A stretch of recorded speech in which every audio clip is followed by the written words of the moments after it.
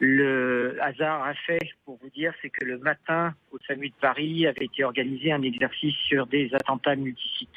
Donc on était préparé. Donc ce qu'il faut voir, c'est que vous avez une mobilisation des forces de police, des pompiers, des SAMU, des associatifs qui sont venus et on a essayé de sauver le plus de monde possible.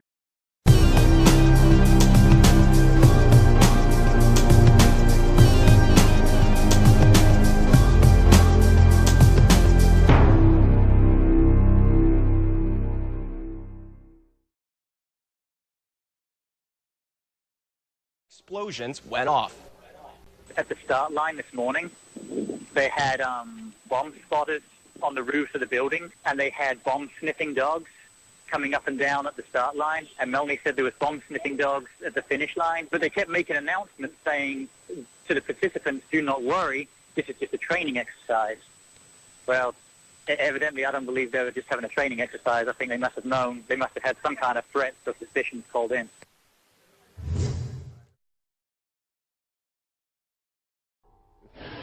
Today we were running an exercise for a company, bearing in mind I'm now in the private sector, and we sat everybody down in the city, 1,000 people involved in the whole organisation, but the crisis team, and the most peculiar thing was we based our scenario on the simultaneous attacks on the Underground and mainline station.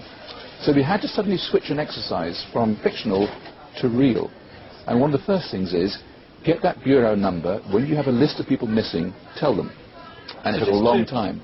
Just to get this right, you were actually working today on an exercise that envisioned virtually this scenario. Almost precisely. I was up until 2 o'clock this morning because it's our job, my own company, Advisor Consultants. We specialise in helping people to get their crisis management response. How do you jump from slow time thinking to quick time doing? And we chose a scenario with their assistance which is based on a terrorist attack because they're very close to a property occupied by Jewish businessmen. They're in the city, and there are more American banks in the city than there are in the whole of New York.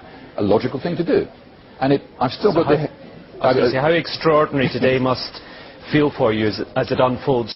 He repeated himself to BBC Radio 5. The thing that concerns me is that what are we doing for the thousands of men and women actually who are in London working? And I say that because at 9:30 this morning we were actually running an exercise for over a company of 1,000 people in London based on simultaneous bombs going off precisely at the railway stations that happened this morning. So I still have the hairs on the back of my neck standing upright. To get this quite straight, you were running an exercise to see how you would cope with this, and it happened while you were running the exercise? Precisely. And it was about 9:30 this morning. We'd planned this for a company, and for obvious reasons I don't want to reveal their name, but if they're listening they'll know it.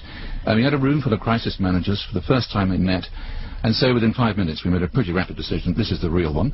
And so we went through the correct drills of activating crisis management procedures to jump from slow time to quick time thinking and so on. Le hasard a fait, pour vous dire, c'est que le matin, au SAMU de Paris, avait été organisé un exercice sur des attentats multisites.